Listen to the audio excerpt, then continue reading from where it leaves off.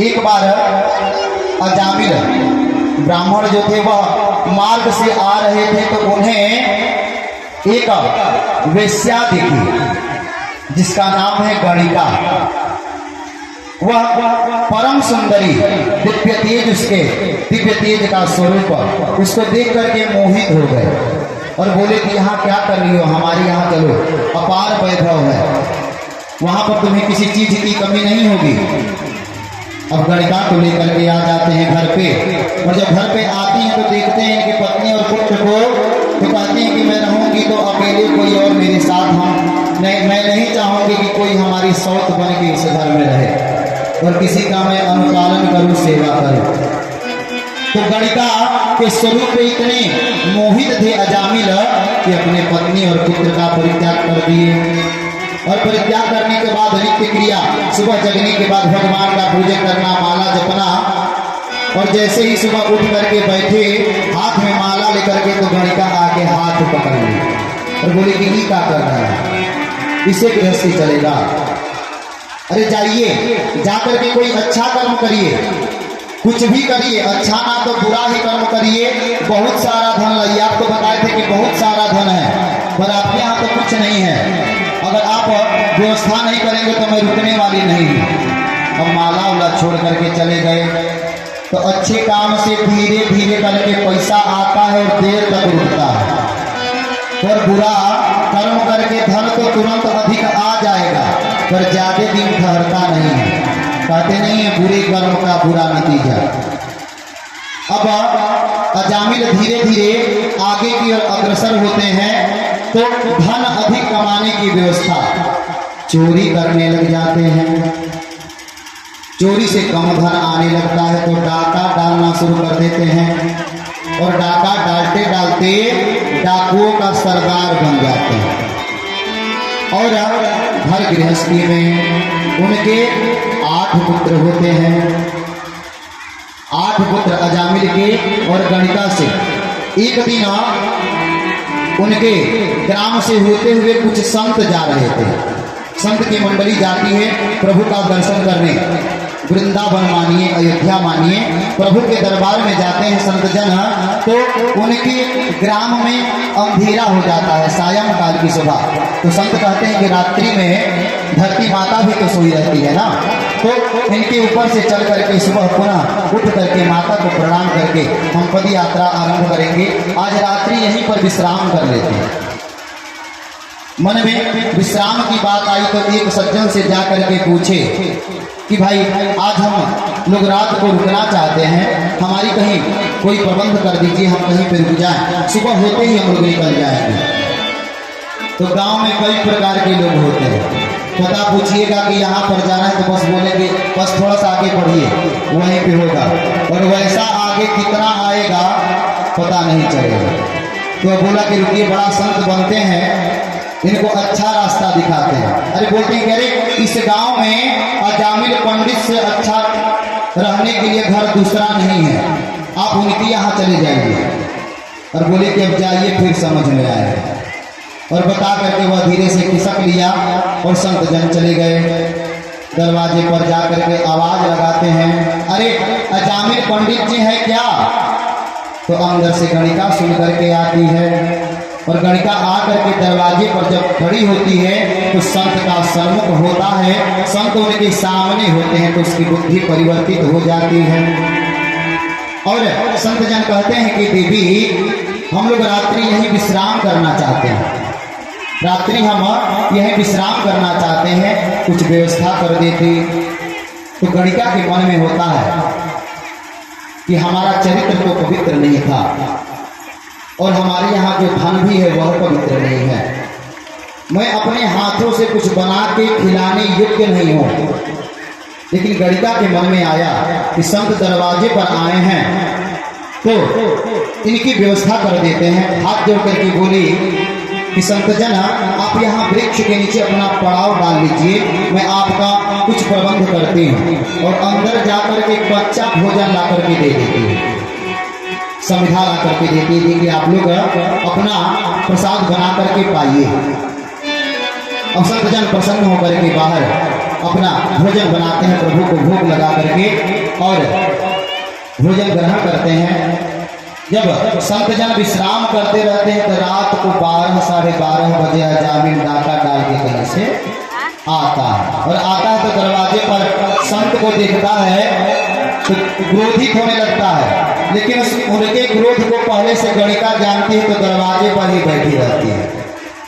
और जैसे ही आकर के पूछते ये लोग कौन है, अजामिल आकर पूछे कि ये कौन है, तो गणिका बोली कि जरा धीरे बोलिए।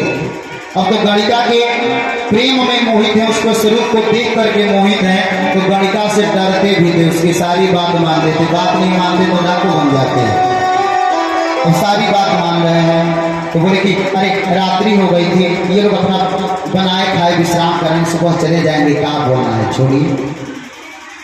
अब अजामिल अपने गृह में गया, भोजन इत्यादि करके सोया और सोने के पश्चात सुबह जब उसकी वृत्ति को देखे संतजन तो मन में बड़ी गलानी है कि अरे राम, इसकी वृत्ति इतनी बिगड़ी हुई। बोले कि इसका अन्न खाए हैं, इसका अन्न खाए हैं तो इसके ऊपर थोड़ा सा तो उपकार करना बनता है। तो अजामिल उठ करके बाहर आया तो एक संत बोले कि जरा सुनिए। तो अजामिल बोला क्या बात है, सुबह हो गया, आप लोग जाइए। तो बोले कि जरा मेरी बात तो सुन लो भाई। तो गणिका पीछे से अरे सुन लीजिए ना, 2 मिनट सुनने के लिए कह रहे हैं। हाँ बोलिए बोलिए क्या बात है। तो बोले कि जब आपकी पत्नी लेकर के आई भोज्य पदार्थ देने के लिए तो हम अपने दृष्टि से अवलोकन किए कि आपकी पत्नी गर्भवती है। तो हाँ तो है, उसमें कहा है। तो संतजन बोले कि एक बात हमारी मानो। बोले कि क्या? तो जो पुत्र होगा उसका नाम तुम नारायण रख देना। तो बोले कि अच्छा ठीक है रख देंगे, उसमें कौन सी बड़ी बात है, अब आप लोग जाइए। अब संत जन वहां से भगवान का नाम लेते हुए चले जाते हैं। और जब पुत्र होता है तो गणिका कहती कि याद है संत जन कह के गए थे, अरे इतने लोग हैं, सबको तो आप अपनी बात बनवाते हैं, एक बार तो मान लीजिए। अच्छा ठीक है नाम रख दो इसका नारायण, कोई बात नहीं है, नारायण इसका नाम रख दो।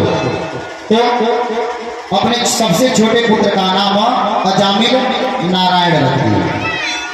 अब नारायण नाम रखने का प्रभाव नाम के ऊपर भी बोलते, पहले नाम रखा जाता था, अपने पुत्र का कोई नाम रखता था लक्ष्मण, नाम रखता था अपनी पुत्री का सीता, शत्रुघ्न, भरत, राम, ऐसे करके पहले भगवान के नाम पर। तो हमारी पीछे की जो पीढ़ी है वह मूर्ख थोड़ी नहीं थी, सब भान था उनके मन में कि गृहस्थी चलाना है, दिन भर काम करना है, भगवान का नाम ऐसे नहीं लेंगे तो अपने पुत्र या पुत्री को 2-4 बार दिन में बुलाएंगे, पुकारेंगे तो भी तो भगवान का नाम आएगा ना। तो वैसे भी करके भगवान का नाम मुख पे आता था, पर आजकल नाम रखा जा रहा है चिंकू, मिंकू, टिंकू, पिंटू। अब जिसके नाम का कोई अर्थ ही नहीं है वही नाम सबको प्यारा लग रहा है। तो नाम भी रखते थे भगवान के नाम पर कि 2-4 बार दिन में पुकारेंगे अपने पुत्र या पुत्री को तो भगवान का नाम तो मुख पर आएगा ना। अब कुछ समय बीतता गया, कुछ वय हो गई, जब अवधि पूर्ण हो रही थी अजामिल की, रोग से ग्रसित हो गया अपने कर्मों के कारण और घाट पर लेटा हुआ है। अंत समय जब उसका चल रहा है तो यम के दूत आए और जब यम के दूत को देखा विकराल रूप तो डर गया और डर करके उसे कोई नहीं दिखा। दूर उनका छोटा बेटा थोड़ा सा दूर होकर के खेल रहा था तो देखे कि विपत्ति के समय में कोई नहीं दिख रहा है, मेरा बेटा ही है, तो जोर जोर से आवाज लगा करके और अपने पुत्र को बुलाने लगा। तो जब आदमी डर जाता है तो उस कार्य को और तेज करने लगता है। अगर हम मार्ग में जा रहे हैं, अगर हमको सर्प ने काट लिया, सर्प ने अगर हमको डस लिया, हम नहीं ध्यान दिए कि सर्प डसा है, तो उसका जहर धीरे धीरे काम करेगा और हमारे अंदर डर की स्थायी भाव जब बैठ जाता है कि अरे सांप ने डस लिया तो जहर बढ़ जाएगा। तो जब डर समाता है तो हमारे क्या होता है, शरीर के जो रक्त होता है ना, वो उसका प्रवाह और तेज होता है शरीर में। तो विष और ज्यादा तेज फैलेगा। और देख करके इतना डर गया कि वह अपने पुत्र को ही बुला रहा है, लेकिन लगातार नाम ले रहा है, नारायण नारायण नारायण नारायण नारायण नारायण करके चिल्लाने लगा। और जब नारायण नारायण शब्द सुने यम के दूत तो घबरा गए। इतना पाप किया उस समय में तो प्रभु को ही बुलाने लगा। अब इधर यम के दूत और इतना डरा है कि अपने मन की गति को मरते समय भगवान ने जोड़ दिया कि श्वास श्वास पर कृष्ण भजी। श्वास श्वास पर नारायण शब्द अपने पुत्र को ही बुला रहा है, लेकिन नाम तो ले रहा है भगवान का, नारायण नारायण नारायण नारायण कहता जा रहा है। तो इस बात को सुनकर के भगवान के पार्षद आए। भगवान के पार्षद ने कहा कि प्रभु हमको भेजे इसको वैकुंठ में जाने के लिए। तो बोले कि जीवन भर पाप कर्म किया और अंत समय मरने समय यह भगवान का दो चार बार नाम ले लिया तो आप लोग चले आए और इसका पाप कर्म, अरे छोड़ो ना, जीवन भर पाप किया ना, लेकिन अंत समय में हमारे प्रभु का नाम लिया है तो प्रभु हमें भेजे हैं वैकुंठ बुलाने के लिए। बुढ़े सच्चिदानंद भगवान की